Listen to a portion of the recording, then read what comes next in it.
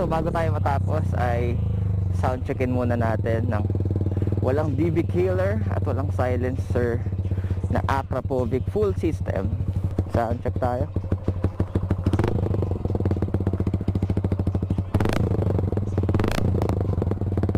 Yan, mabilog na bilog siya na dumadagongdong ganun.